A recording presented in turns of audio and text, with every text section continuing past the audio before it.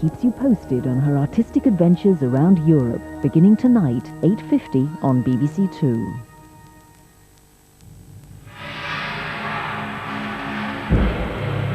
Reports on a very special rescue mission out in space, now on BBC2. The Space Shuttle Endeavour returns to Earth from the longest series of spacewalks in history. The political pressure on its crew was such that had they failed, it could have broken NASA too. Their mission had been to find the Hubble Space Telescope and fix it, to restore its notoriously defective vision. Space Doctor Story Musgrave.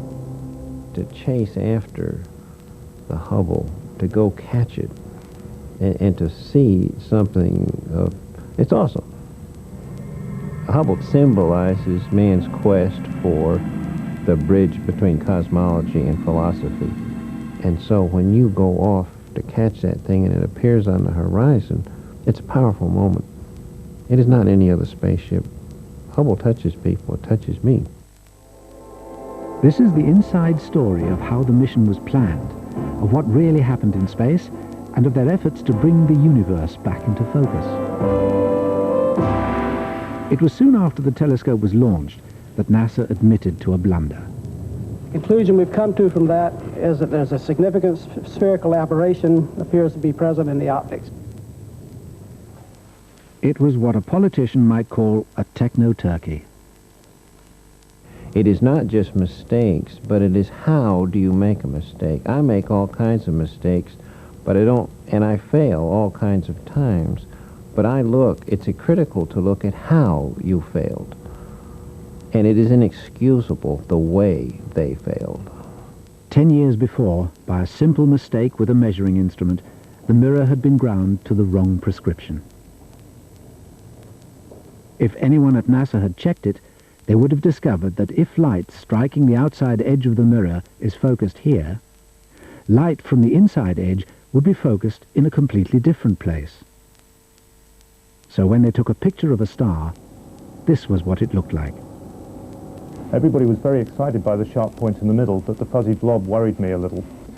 So I used some software to try to understand in detail what was wrong there.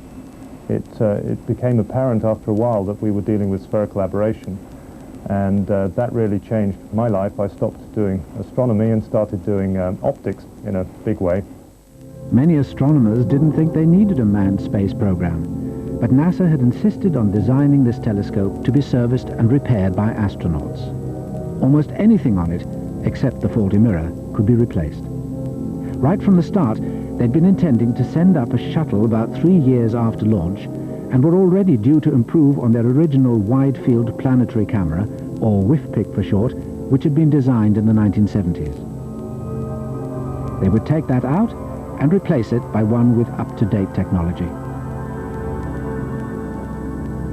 The original design had a complicated optical system in which the light was split in 4. It was at this next stage that simple mirrors could be replaced by a prescription that would bring the image back into focus. These new mirrors could restore near-perfect vision for this one camera, but that would solve only part of the problem. Space Telescope carries 5 scientific instruments. NASA's plan to replace the American wide-field camera did nothing whatsoever to help the other 4, which included the European Space Agency's faint object camera. Many of the astronomers who used Space Telescope didn't trust NASA to find a good solution. So an international strategy panel was gathered together and opened up to a wide range of scientists and engineers for their suggestions. The best arrangement they could find was to fold the path of light as it went into each instrument. They could make that idea work, but at a price. They would have to select and sacrifice one existing instrument in order to make space for a new box of mirrors that would correct the remaining 3, including the faint object camera. The moving parts would have to fit into a package no bigger than a shoebox, from which they could be deployed to within a 200th of the thickness of a human hair from its calculated position.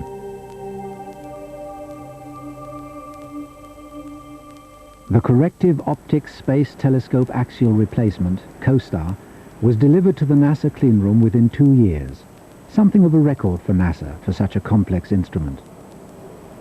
Here, astronauts came to see the final tests of the intricate and delicate device that would fit like spectacles to correct Hubble's faulty vision. But the optics weren't the only problem. The telescope turns to point to each new target by spinning sets of reaction wheels, its gyros. In the fall of 1990, we had one of our gyros fail. It turned out that it was a generic problem in 2 out of the 3 pairs of gyros we had on board. So immediately then we became worried about when would the next problem occur, and sure enough it did. I believe it was the following May. About 6 months later we had a second gyro failure. We finally had a memory failure at that time in one of the flight computers. So now our problems and our chores for the first servicing mission started to add up. By the time the wide-field camera arrived at the Goddard Space Flight Center for its final tests, the plans for the mission were being subjected to review after review. This might look like a straightforward engineering checkout, but the astronauts who came to watch were in no doubt about the political pressure on their shoulders. Enormous pressure, because it was very visible. People were having to operate in a very public environment. Everybody knew what happened back in 1990, the story of the failed mirror, and here NASA was trying to recover from that disaster, and so it was going to be front page news whether they failed or whether they succeeded. I mean, there were words that were even such as, this is the measure of NASA. This mission is the measure. This mission defines, is there a NASA?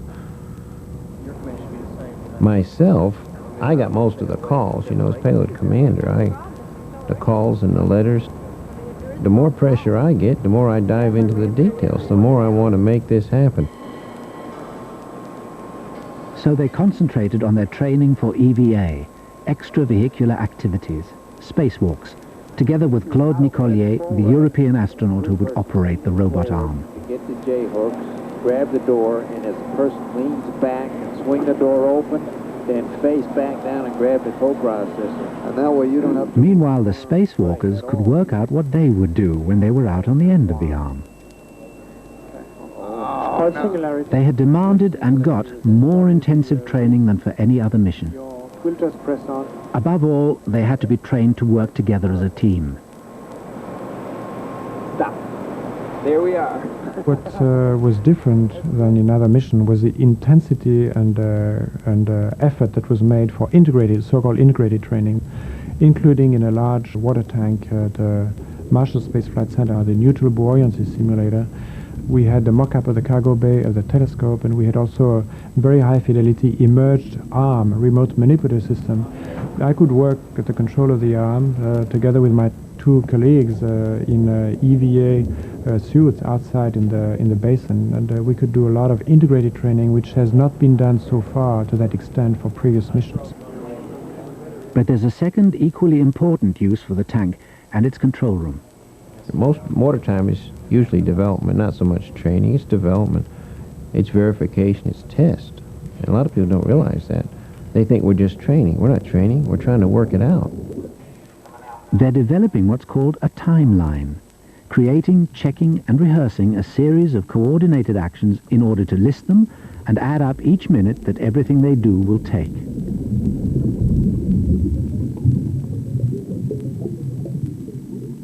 The buoyancy of water is the best simulation they can find for how they'll float in space.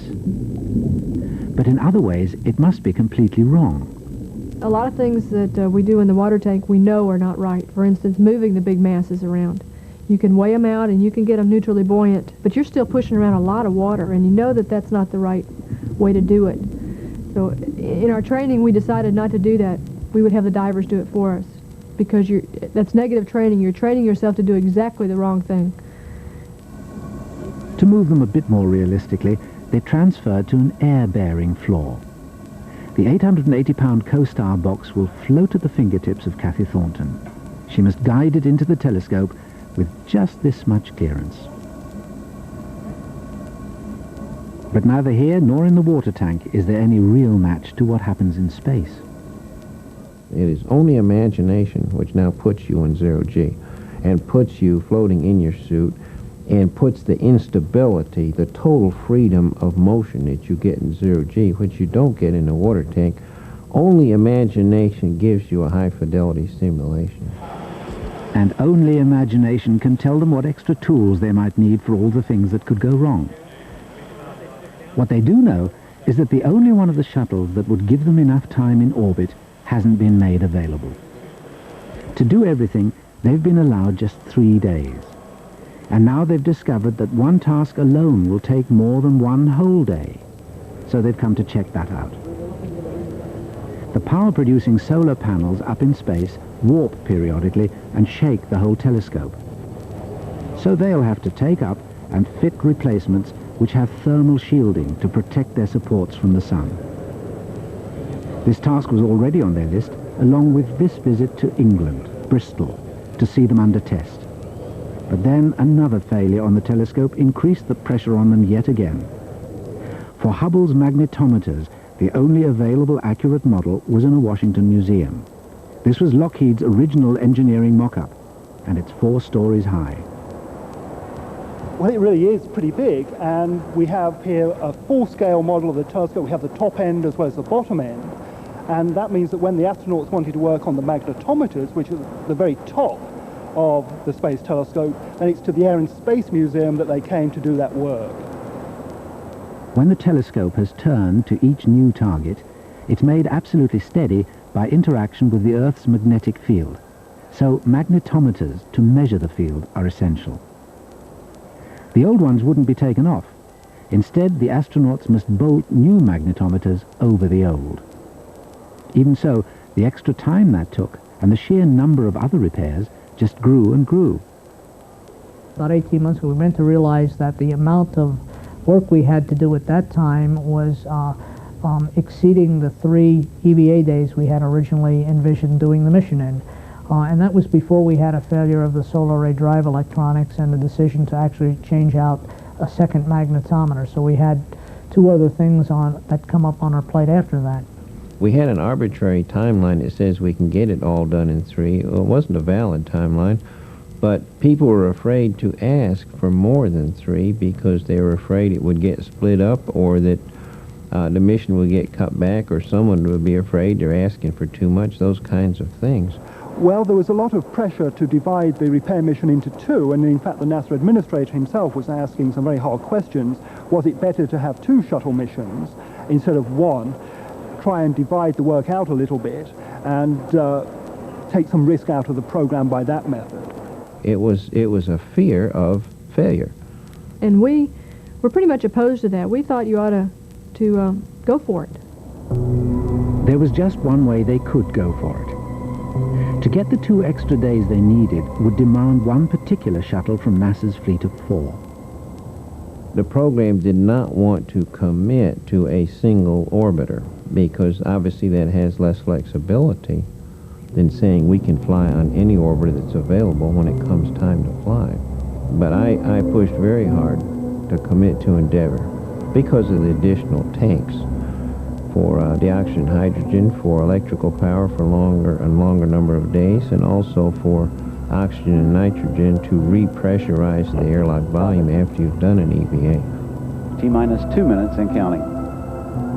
To me, to go up there with half a load, or to go up there with a full load and not attempt to do everything, would have been terrible.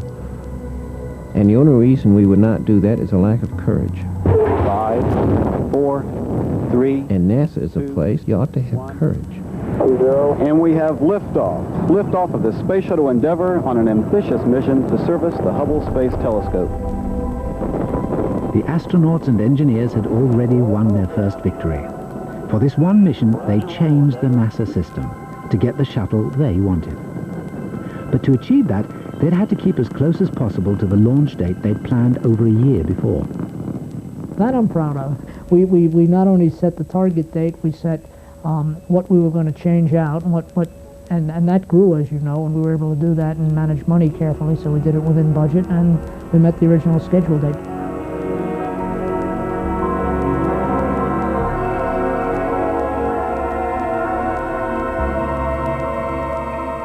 In high orbit, they chased after Hubble. now with a full 5 days and a couple more to spare in case anything did go wrong. But if it did, that could be bad news for the astronomers below, who were still using the telescope. Even as the astronauts were up there, we were frantically taking data because that was our last chance. I mean, who knew whether when we'd get this opportunity again? Of course, there's also always the possibility something will go wrong and we won't have a telescope anymore. We're a contamination threat. We can bang something. We are a threat. And so you recognize that. I'm a threat to this telescope, and I want to minimize that threat with quality of work. And that is a minimum of touch. They matched orbits with the telescope. It looked like a jewel. We discovered with this reflective material, which was such that already at a large distance we saw it as a very bright star becoming brighter and brighter. Then we used binoculars and we could see the detailed structure of the telescope. We saw the solar ray that appeared to be bent, and we were kind of expecting it, but nobody could tell us for sure what condition it would be in. And Houston, it's really big. Endeavour, you've got to go for capture. Dick Covey, Endeavour's commander, eased the shuttle beneath the telescope to bring it within range of the robot arm. At some point I told him, it's okay, I can go and grab it. I started to move the arm, and just at that time there was a sunset. So the illumination conditions changed drastically, and suddenly I couldn't see anything from the camera that is at the tip of the arm that had to be aimed towards the targets. And there is a small floodlight that illuminated weakly the telescope, and I had to continue doing the grapple in these conditions. It was a tense moment. Houston, Endeavour has a firm handshake with Mr. Hubble's telescope. We copy that, Covey, and there are smiles galore down here. It's a big relief. So for the next 30 seconds or so, we didn't do anything else but cheer. First objective accomplished. Now they can look forward to what their 5 days of spacewalks will hold, mostly inside the telescope, a daunting list of 10 items to replace. EVA Day 1. They go out in pairs. Jeff Hoffman joins his payload commander to take the first, third and fifth days. They're the odd couple. And now they'll see how the reality matches up to Story's imagination. Going out the door, it is just awesome. I mean, it is flat frightening. And being scared doesn't hurt. Scared is good. And I was scared. I was scared pre-flight and I was scared in flight. Just flat scared. I was really afraid of surprises. If you look at the history of spaceflight, it's all surprises. I mean, what does come off according to the plan? I was afraid of a surprise that would jump out and I didn't have a good workaround. A showstopper that would just stop us cold in terms of the whole flight plan or for a given instrument. Of the 3 tasks for the first day, they'll start with the gyros. They're inside here and require 2 new boxes called rate sensor units, RSUs, without which the telescope would soon be useless, unable to point. But when Story pulled himself right inside, he found that he couldn't turn his head to see what he was doing.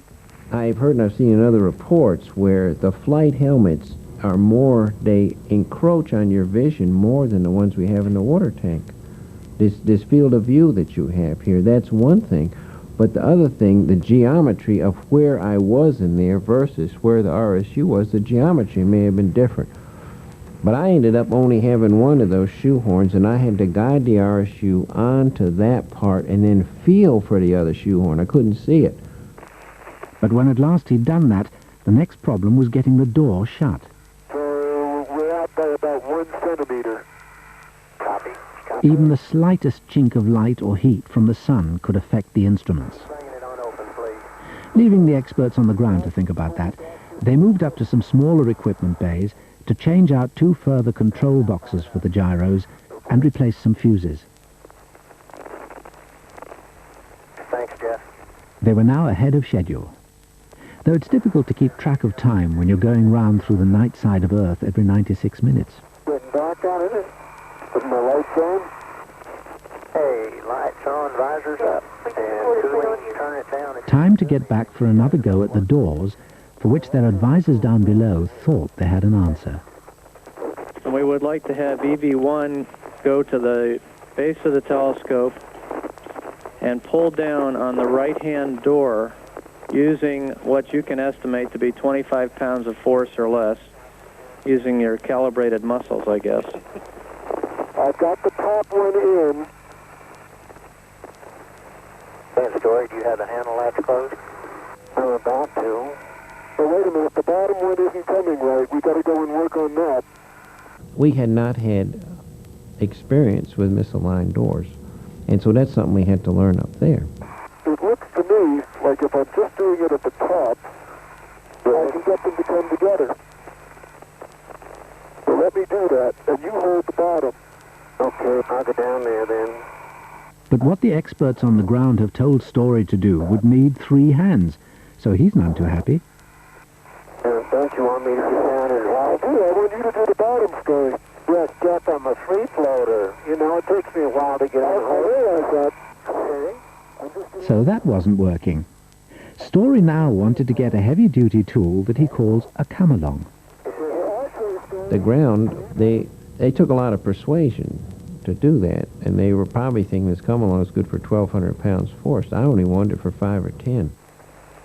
In Houston, if you copy, Jeff's just working, putting the doors back together and thinks he's found a way that seems to close the gap, and we're going to try that, if that's okay.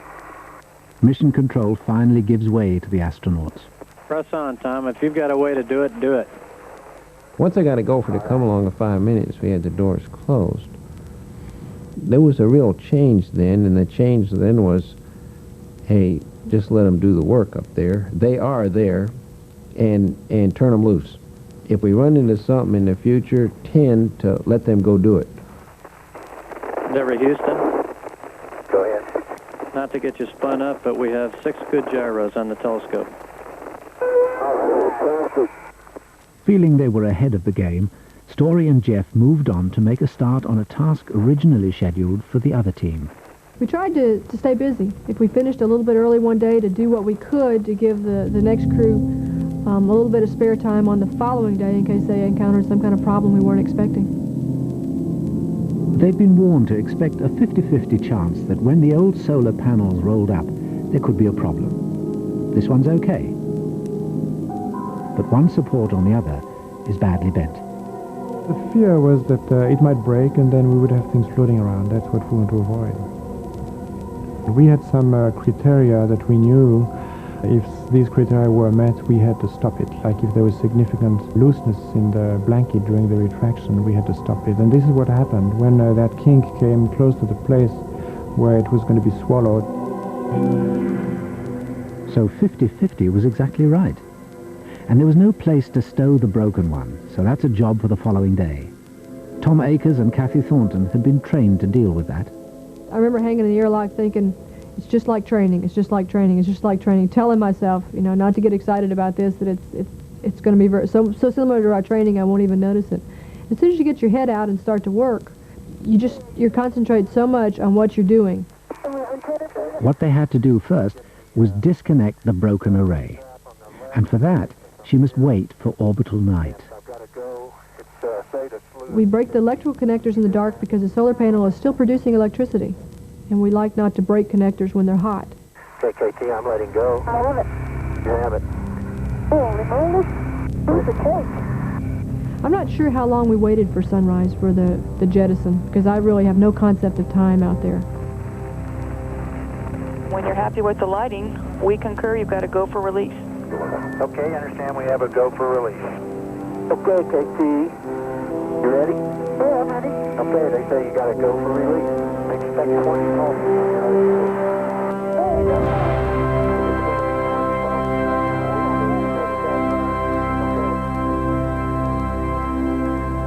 I didn't throw it overboard, as some people think. I merely let go of it and was pulled back away from it.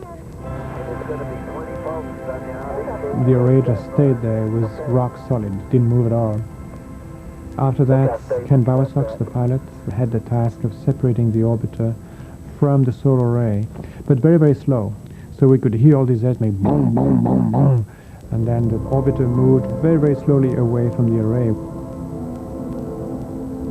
And after a while, Sox used the normal jets and the gas from these jets went directly into the arrays and started to spin and flap like a huge pterodactyl bird. It was really spectacular. Like a bird, Tom, look at it.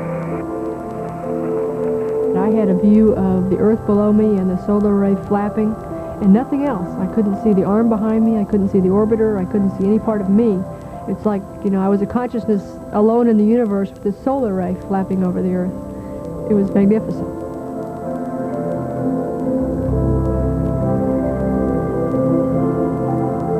The array will eventually burn up in the atmosphere. Back to business, and a new solar array is floated out, a mass of 330 pounds.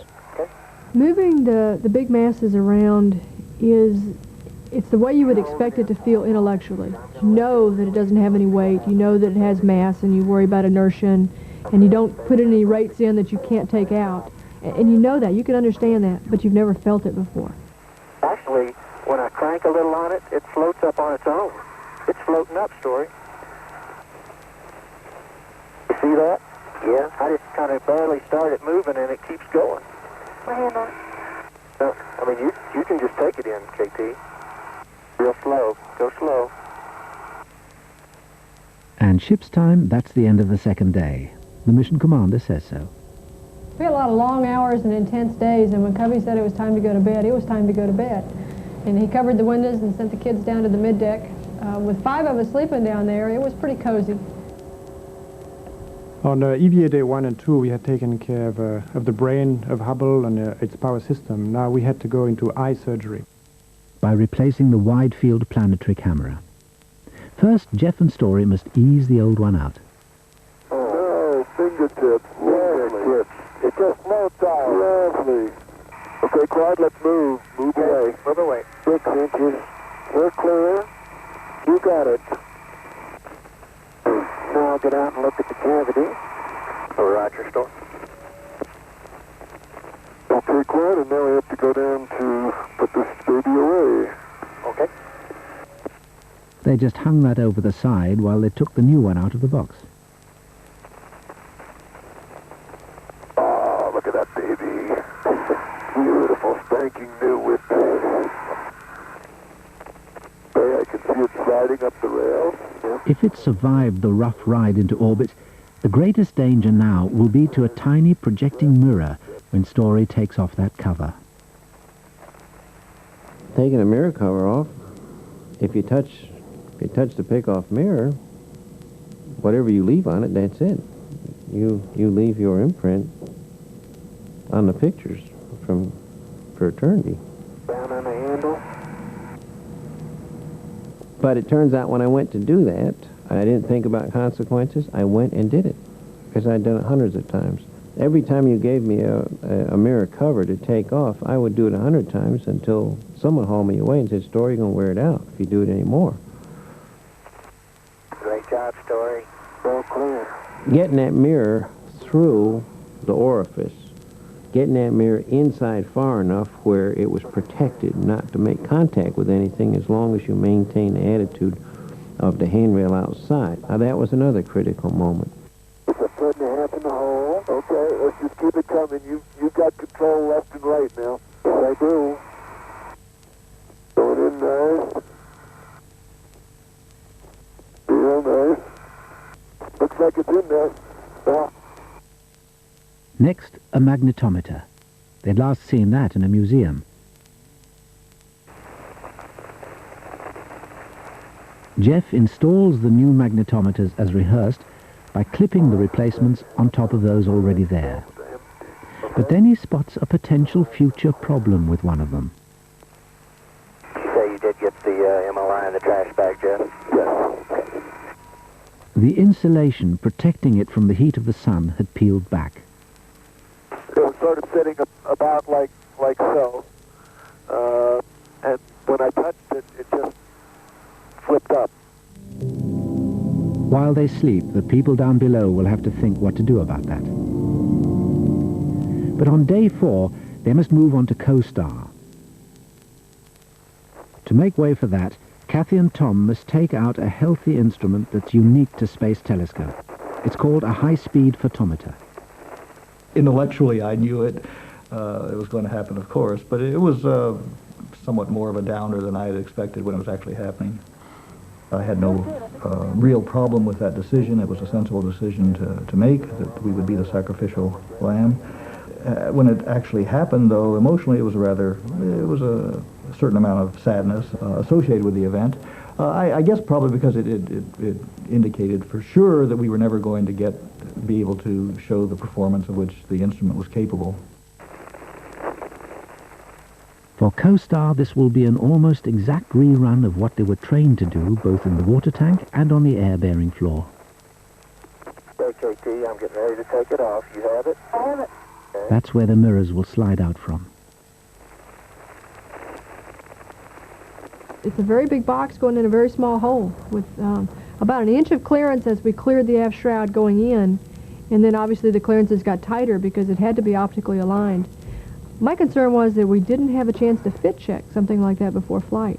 We always learn things when we do a fit check, and it would just kind of cross your fingers, hope things were built according to the way the drawing said they were built, that no changes were made after the drawings, and that the thermal environment it was in hadn't changed anything.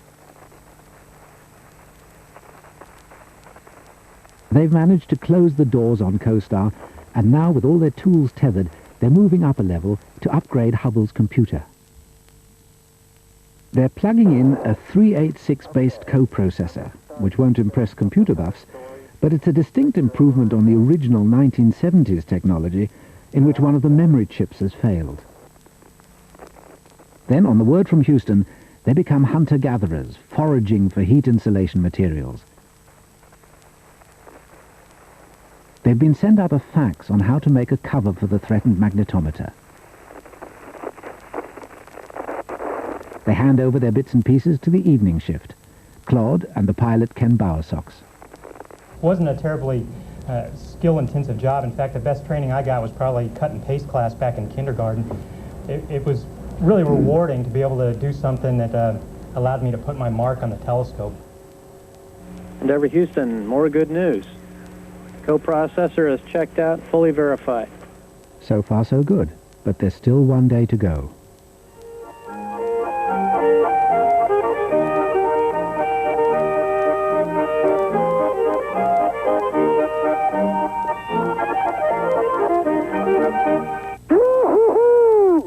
Good morning, Houston. Thanks for the Swiss music. I'm missing my iPhone. EVA Day 5. And this is SADE, the Solar Array Drive Electronics. In a fit of cheese paring when the telescope was built, NASA had cancelled the requirement that SADE could be replaced in orbit. Now Story must do just that. I knew what it was going to be. It was my nemesis. That was my challenge. I have the door. It was not designed for EVA, and that's the thing. It is not EVA friendly. It was not designed to be changed out. So that's what I'm dealing with. I'm dealing with screws that the head is 1 millimeter to 2 in diameter. I'm on the end of a 60-foot arm that's bobbing around. I also didn't have any light. I have to focus right on that screw, and these lights you see are going by it. I need intense light to get that job done. But the big problem, and this is somewhat my fault, my imagination didn't work hard enough. It's like doing brain surgery in boxing gloves. If you hold the screw in and back it off, the part that has no threads, that will be riding in the connector, and therefore the screw is captive. The problem is in 0G, the screws dance. I know 0G. Everything dances until it's gone. The screw is gone. I did not see it. Oh, I heard your story. The one that got lost, that we went chasing after and Jeff grabbed, that was the first one that told me, aha, these screws are not captive. And we chased after that one. And it was spinning, so every second or so I could see it very, very bright in the sun, then it was a little fainter, then it was bright again, so I could easily spot it coming down the cargo bay. You see it? It's down below. It's coming down toward the payload bay. Claude's going to bring you down to it. Take it easy. Take it easy. Take it easy. I take you down slowly. It's coming down pretty fast. Yeah, he's going to catch up with it. Without even thinking about it, I did a proper motion to follow the motion of the screw, and we could catch it before it hit the cargo bay.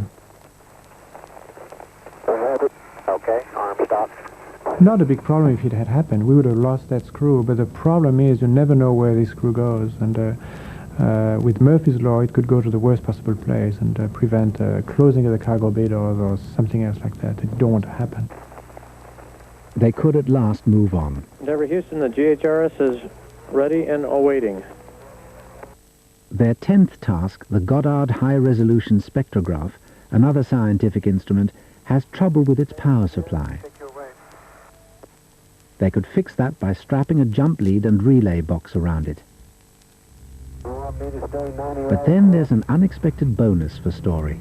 When Jeff and I went up to install the cover that we had manufactured to cover the magnetometers and rose up right to the level of the aperture door at the top, and then I was able to lean forward and get a little more altitude, and I'm looking above the telescope now and down onto the west coast of Australia. And so I'm 18,000 miles an hour, 25,000 feet per second at 370 statute miles, and there is absolutely nothing but a wide panoramic view of the Earth and the entire continent. From this altitude you can see thousands of miles.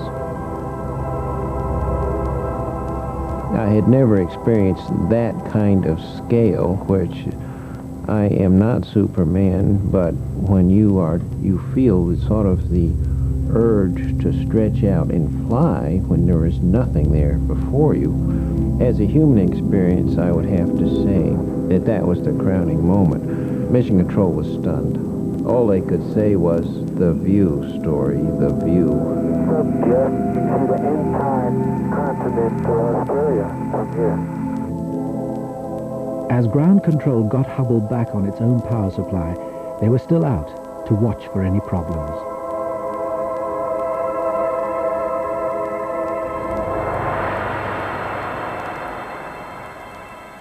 All of the scheduled repairs had now been made, and within the 5 days they'd calculated. There were a lot of cheers inside the cabin of the orbiter because we had accomplished what we were supposed to accomplish. We had fixed the Hubble Space Telescope. The aperture door, Space Telescope's lens cover, opens up for business.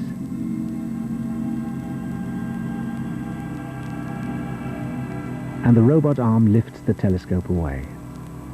This is another memorable moment, a very joyous moment. The release itself is not a very difficult task, although it's critical. There is no margin for error.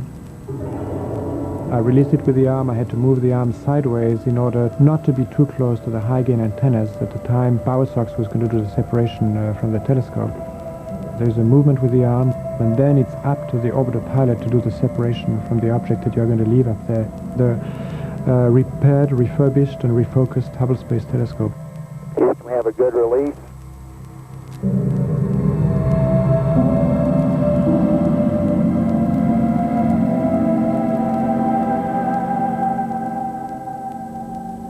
So now they can think of packing up to go home, knowing that they'd also accomplished NASA's second mission objective, to demonstrate that men and women can perform complex tasks in space, essential to a far bigger project than this, the space station to which NASA has linked its future.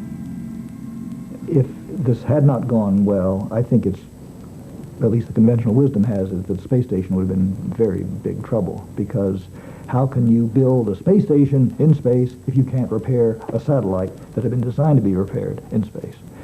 Now that they've shown they can do it, that's necessary, but whether it's sufficient to restore enthusiasm for space station, to restore NASA's image in the public mind, I don't know.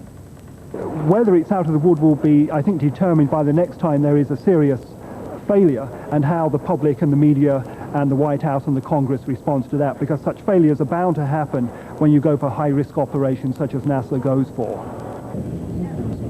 2 weeks later, it's the middle of the night at the Space Telescope Science Institute in Baltimore, and the wide-field camera astronomers are waiting for first light, to see whether Hubble will at last deliver sharp, detailed pictures of the universe. Hey! Right there. Oh! Get it! Wait. Oh. No. Yeah, let's get Bring it up. Bring it up. Bring it up more. Come on. Oh. Come on. Not bad. Not bad. There you go. But Chris Barrows is still a little worried. I was nervous because I knew there could be a lot of possible errors that we'd made in trying to understand the aberration. And I wasn't sure, even though we obviously had a much improved image then, I wasn't immediately certain that we'd really had fixed the problem. There's an underlying smear. It's not quite in focus yet. It needed some analysis and some further tuning of the mirrors to be certain that we were in good shape. But plainly they were getting pictures. Okay. That is better than any deconvolution you've ever seen. Those are actually stars. Those are really stars. I think you got it. Yep, sir. It may be a little premature, but I'll shake your hand. On the other camera, a few days later, just after Christmas, the first co-star mirrors had been deployed to produce their new corrected image of a star that's as good as if the telescope were perfect. With the European faint object camera, they could now make a direct comparison. So the before and after is this one versus this one. So they can now do real astronomy on a supernova, a star that's blown itself to pieces. Before the fix, it was fading away behind a smear from bright nearby stars underneath which they're trying to see an expanding cloud of debris. And there it is.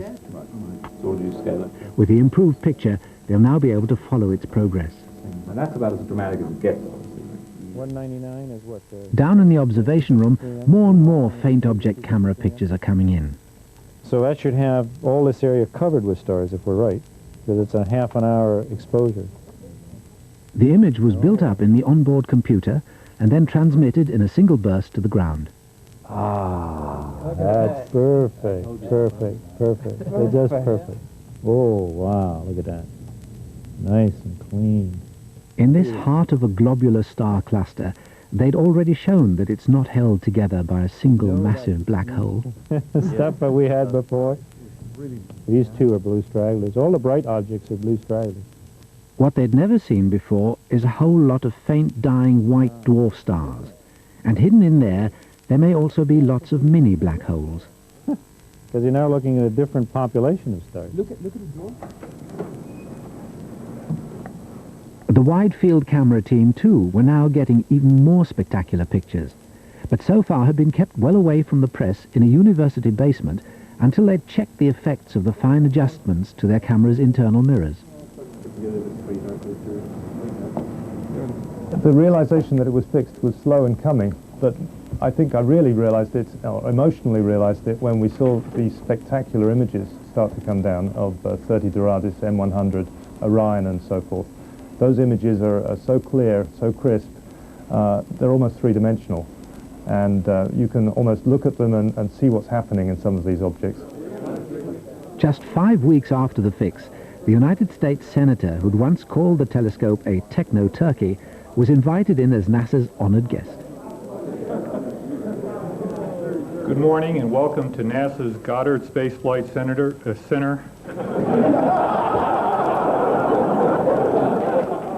A political photo opportunity.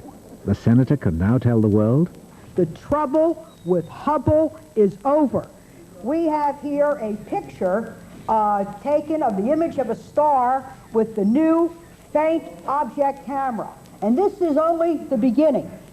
This is the picture taken of a galaxy in Hubble 1. It looks like the way you would look at a road map New Year's Eve. And this is what the new 1994 wide field planetary picture will show us. The pictures are remarkable. We will now, because of the Hubble fix, be able to do 21st century science. I believe these pictures are tangible evidence that not only has Hubble been fixed, but NASA is well on its way to fix that culture that created some of these problems. That's enough politics. The reporters want the people who actually got those pictures.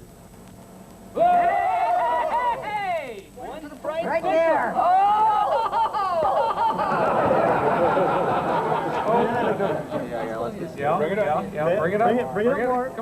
When we saw this image, we already knew we were much better, and it certainly looked as if the defects in the image that we saw with this first light image were the sorts of defects that we could correct, and that indeed has turned out to be the case.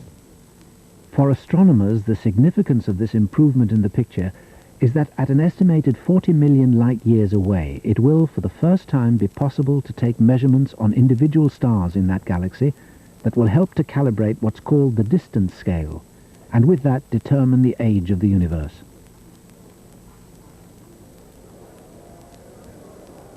Nice picture. So, was it all worth it? Well, it's not just that one picture. The next day, it was astronomers who had a chance to judge for themselves. At a major conference, a lot more new pictures were on show for the first time. Observers and theorists will have so much more to work on, seeing deeper into the heart of this active galactic nucleus with its almost certain black hole.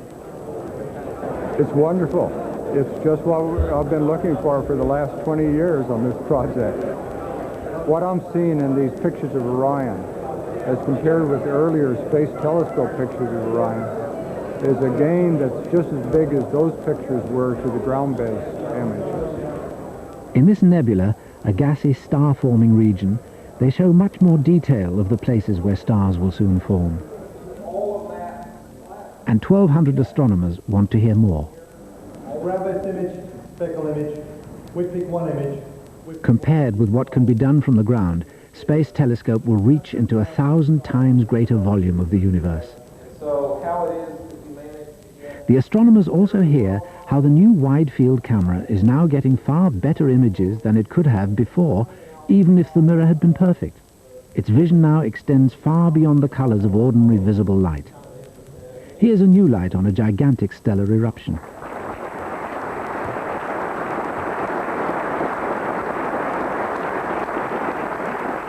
So December 1993 may mark a giant leap in astronomy. But the pity of it is... Well, we should have had this in 1983, shouldn't we? Well, yes, if NASA had been able to keep to its original schedule, which was way beyond its powers at that time, and if, under its previous ownership, this factory had delivered a perfect mirror, which it neglectfully and ludicrously failed to do. There's a sting to the tale of this story. To be on the safe side, NASA had commissioned a spare mirror from a rival manufacturer. It was delivered here to the prime contractor, where it's been held under lock and key, hidden within its box for some 10 years. If it had been fitted to the telescope in the first place, they could have avoided all those lost years of astronomy.